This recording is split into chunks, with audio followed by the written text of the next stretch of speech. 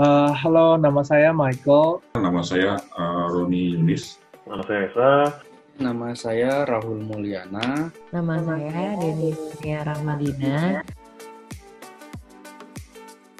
Belajar banyak banget dari proses awal cuman belajar install R-nya dulu sampai menggunakan R-nya all the way sampai akhirnya bisa menggunakan untuk visualization ya.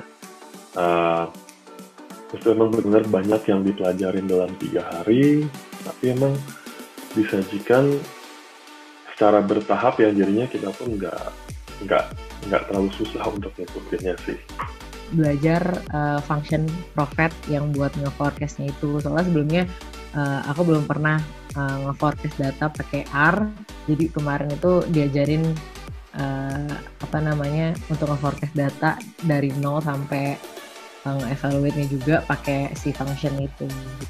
Era sekarang kan kita menggunakan keputusan itu kan basisnya data gitu ya Mbak.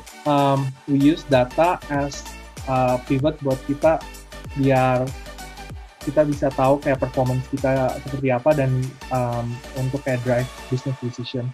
Kemarin diperkenalkan salah satu package yang cukup bagus ya, karena di dalam package itu juga cukup banyak library yang bisa digunakan untuk forecasting, khususnya time series dengan seasonality yang cukup banyak gitu. Ada untuk sampai seasonality untuk yang holiday pun juga dipelajari atau diperkenalkan kemarin. Saya ngeliat satu silabusnya itu mantep banget sih kalau di algoritma, maksudnya detail gitu ya, buat untuk orang yang awam yang nggak punya background IT pun pasti akan mudah ngerti gitu loh kalau ngeliat silabusnya. Dan saya pribadi melihat ikut workshop ini sangat worth it gitu Mbak. Using R is very interesting karena it's made from statistician ya.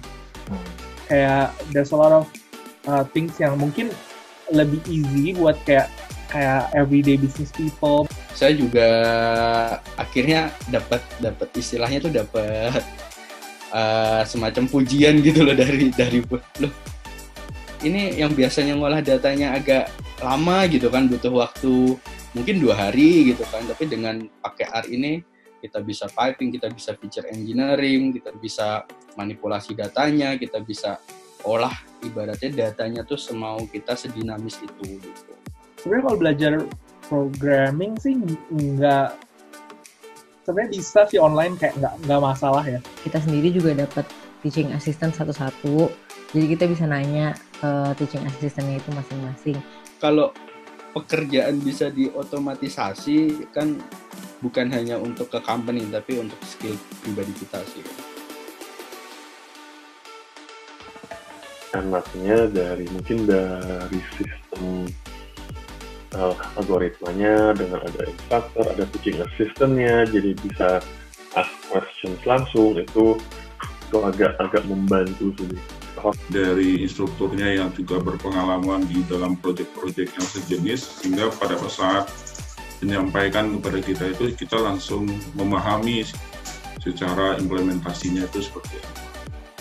Minimal ya teaching assistant-nya sangat membantu, karena dalam penyelesaian masalah pun juga teaching assistant-nya juga membantu para peserta pada saat workshop berlangsung. Menurut aku very helpful sih. Jadi benar-benar ngejelasin, terus setiap partisipannya ada pertanyaan juga dia bantu untuk jawab.